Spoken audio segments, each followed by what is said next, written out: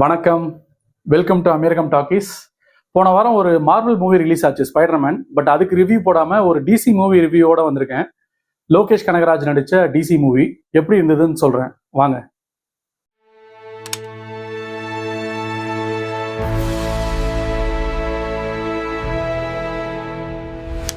ஒரு commercial action மூவிக்கும் ஒரு இன்டென்ஸான action மூவிக்கும் இருக்கிற வித்தியாசமே அந்த ஆக்ஷன் சீக்வன்ஸை எந்த அளவுக்கு டிஃப்ரெண்டா ஸ்டேஜ் பண்ணியிருக்காங்கிறத பொறுத்து தான்.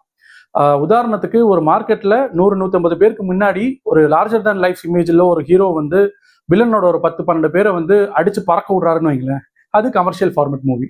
அதே மார்க்கெட்ல யாருமே இல்லாத நைட் நேரத்துல ஒரு 2 ரவுடிங்க கூட சராசரியான ஒரு ஆள் வந்து கையில கிடைக்கிற பொருளை வச்சு சண்டை போட்டு கட்டி உருண்டு ரொம்ப பெருசா ஆர்கெஸ்ட்ரேட் ஆக்கப்படாத ஒரு ஸ்டண்ட் கோரியோகிராஃபியா காமிச்சாங்கன்னா அது ஒரு இன்டென்ஸான ஆக்ஷன் மூவி. டிசியை பொறுத்த வரைக்கும் இந்த படம் கதையா சொல்றப்போ இது ஒரு பக்கா கமர்ஷியல் ஆக்ஷன் மூவியா தான் இருந்திருக்கும். ஆனா இவங்க எடுத்த விதம் தான் இந்த படத்தை ஒரு இன்டென்ஸான ஆக்ஷன் மூவியா ஆக்கியிருக்கு. அருண் மாதேஸ்வரன் அண்ட் லோகேஷ் கனகராஜ் 2 பேருமே ஒரு ஆக்ஷன் மூவி டைரக்டர்ஸ் தான். இவங்க 2 பேருமே சேர்ந்து ஒரு படம் பண்ண போறாங்க அப்படின்னு அனௌன்ஸ்மெண்ட் வந்தப்போ நானும் நினைச்சேன்னா டெஸ்பரேட்டா ஒரு காம்போ கிரியேட் பண்றாங்க அப்படிங்கிற மாதிரி தான் நினைச்சேன். எனக்கு பர்சனலா எக்ஸ்பெக்டேஷன்லாம் எதுவுமே இல்லை.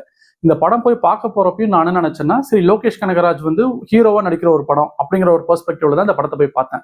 ஆனா இந்த படம் பார்த்ததுக்கு அப்புறம் தான் தெரியுது இதுல லோகேஷ் கனகராஜ் மட்டுமே ஹீரோ கிடையாது, இதுல எக்கச்சக்க ஹீரோஸ் இருக்காங்கன்னு.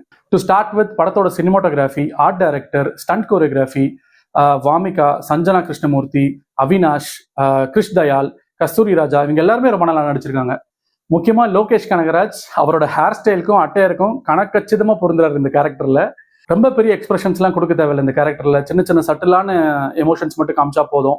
அவருக்கு கொஞ்சம் ஈஸியாகவும் கொஞ்சம் காம்பாக்டாகவும் தான் இந்த கேரக்டரே எழுதப்பட்டிருக்கு. ஸோ அதனால அவர் கொஞ்சம் பெட்டராகவே பண்ணிடுறாரு. அடுத்து முக்கியமான ஹீரோ யார் இந்த படத்துக்கு அப்படின்னா மியூசிக் டைரக்டர் அனிருத்.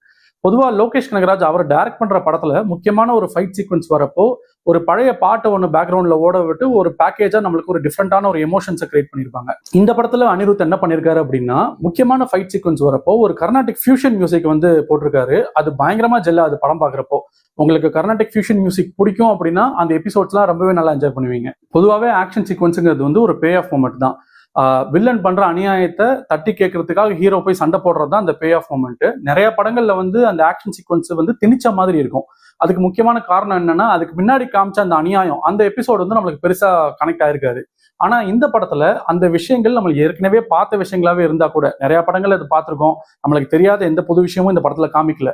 அப்படி இருந்துமே அந்த எபிசோட்ஸ் வர்றப்பையும் சரி, அதுக்கான பே ஆஃபா ஆக்ஷன் சீக்வன்ஸ் வரப்பையும் சரி, நம்மளுக்கு பயங்கரமா கனெக்ட் பண்றதுக்கான ஒரு முக்கியமான ரீசனே அனிருத்தோட மியூசிக் தான். அதனாலேயே பே ஆஃப் மூமெண்டா ஆக்ஷன் சீக்வன்ஸ் வர்றப்போ நம்மளுக்கு நல்லா ரிலேட் பண்ணிக்க முடியுது.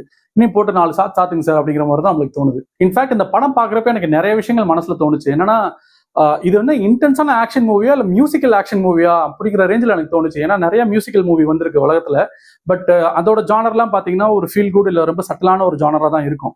ஆனா ஆக்ஷன் ஜானர்ல ஒரு மியூசிக்கல் மூவியா அப்படிங்கிற ஒரு கேள்வி எனக்கு வந்தது. ஒருவேளை இது காக்க காக்க படத்துல வர பாண்டியாவோட பெர்ஸ்பெக்டிவ்ல இருந்து சொல்லப்பட்ட கதையா, ஒருவேளை அந்த பாண்டியாங்கிறவன் நல்லவனா இருந்தானா அவனோட பெர்ஸ்பெக்டிவ்ல இருந்து சொல்லப்பட்ட கதையா கூட டிசி இருக்கலாமோ அப்படிங்க கூட எனக்கு தோணுச்சு. இந்த மாதிரி நிறைய விஷயங்கள் எனக்கு படம் பார்க்கறப்ப தோணுச்சு. என்னதான் நம்ம இந்த மாதிரியான விஷயங்கள், இந்த மாதிரியான ஆக்ஷன் சீக்வன்ஸ், அதுக்கான எமோஷனல் கனெக்ட் எல்லாத்தையுமே நிறைய படத்துல வேற வேற சீக்வன்ஸ்ல பார்த்திருந்தாலுமே பார்த்த விஷயத்தையே திருப்பி பார்த்து அதோட எமோஷனலா கனெக்ட் பண்ண வச்சு கிட்டத்தட்ட இந்த மொத்த படத்தையுமே ஒரு சேலபிள் ப்ராடக்டா மாத்துறதுங்கிறது அனிருத்தோட மியூசிக் தான்.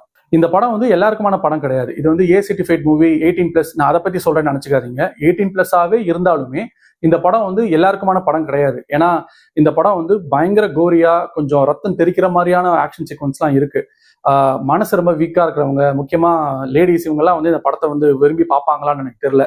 சப்போஸ் எனக்கு இதெல்லாம் ஒரு பெரிய விஷயமே கிடையாது, இதோட நான் பயங்கரமான ஆக்ஷன் மூவிலாம் பார்த்துருக்கேன், நான் ஒரு ஸ்ட்ராங் மைண்டட் பர்சன் தான் அப்படின்னு நினைச்சீங்கன்னா நல்ல ஒரு சவுண்ட் குவாலிட்டி இருக்கிற தியேட்டர்ல போய் படத்தை பாருங்க. ஏன்னா இது நான் ஏற்கனவே சொன்ன மாதிரி அனிருத்தோட மியூசிக்கல் ஆக்ஷன் மூவி தான் இந்த டிசி. மீண்டும் வேற ஒரு வீடியோல சந்திக்கிறேன். நன்றி, வணக்கம்.